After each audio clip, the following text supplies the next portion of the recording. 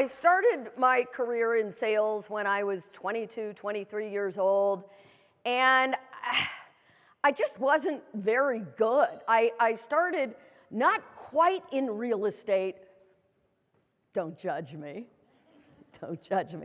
but in timeshare sales. Yeah. If you can sell that, you can sell anything, I'm just saying. And I was with Marriott, so very, sophisticated, good company. And I was very mediocre, a very mediocre salesperson. And I remember one night, I was writing a contract, and my boss came up to me, and he said, listen, I'd like to see you in my office when you're done. So I'm thinking, oh God, I'm in trouble again. I was kind of always in trouble.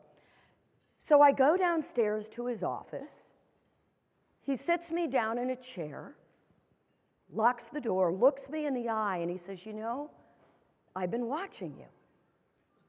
And if you keep it up and you learn a little bit more, and as Dr. Della Toro says, get just a little bit better every single day, I believe you have the ability to be the #1 seller in the industry. In fact, you have a rare talent.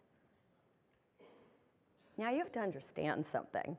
I never had a rare talent in anything, right? I wasn't the most popular girl in school, certainly not the prettiest girl in school, not the smartest girl in school. All of a sudden this guy's telling me I have something special. I have a rare talent. So what do the next day? I get up early and listen to, back then, audio tapes and videos because I got all this talent, right? And I learn and I work harder than I had ever worked. And at the end of that year, I was the #1 salesperson at that particular Marriott site. Yeah! And I'll never forget it because I got a bouquet that was this big, and on it from my mentor, it said, congratulations, you have a rare talent. That's when I decided I was going to become #1 in all of Marriott. And everybody said, no way, you'll never beat Bill Ford in Orlando. Nobody beats Bill Ford. And my boss, my mentor, said, you watch her. She has a rare talent. I worked harder than I ever worked. I stopped going to the Jackalope bar at night and complaining as much. And sure enough, at the end of that year, not only did I kick Bill Ford's butt, I became the #1 salesperson Marriott ever had. Yeah, baby!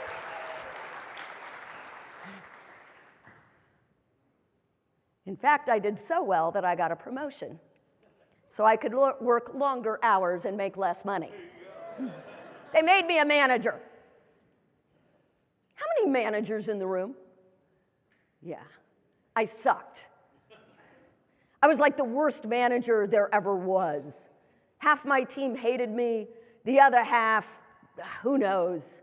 And so one day I went back down to my mentor, Steve's office, and I said, you know what, Steve? I'm going to go back into sales. This isn't working for me. And he looked at me, and then he looked at his calendar on the wall. And he said, what took you so long? I said, what do you mean? He says, well, when you were in sales, you asked for help every single day. You studied every single day. Now that you've gone up through the ranks, what, you think you're supposed to know it all? What took you so long? And I'm like, he's like, all right, are you going to quit? Or do you want me to teach you to be the world's greatest sales manager? I said, no, I want to learn. He said, all right. I have a feeling you're going to have hundreds, maybe thousands of people work for you one day. He said, when you find one, even if they're not any good at all, but they're hungry and they look like they want to learn, what I want you to do is bring them into your office close the door, look them in the eye, and tell them that they have a rare talent.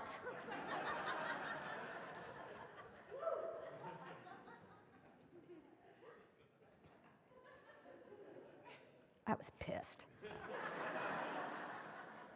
I said, are you telling me that all this time you've been telling me I have something special, that I have a rare talent, and you didn't mean it? And he just looks at me and he says, what difference does it make? Look at you now.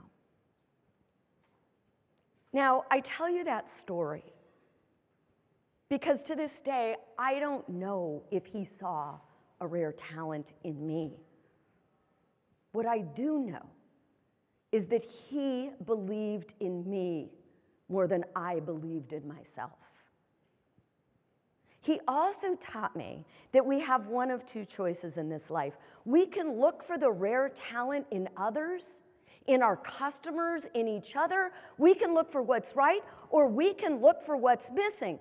But when you find the rare talent in a person or a situation, they'll rarely disappoint you. What we're going to talk about today is to make it in the future as sellers, as brokers, as leaders, is we need to do everything Alexa can't do. So what's that? Well, let's go take a look. Number one, connect. We need to connect to another human. Alexa can't connect to another human.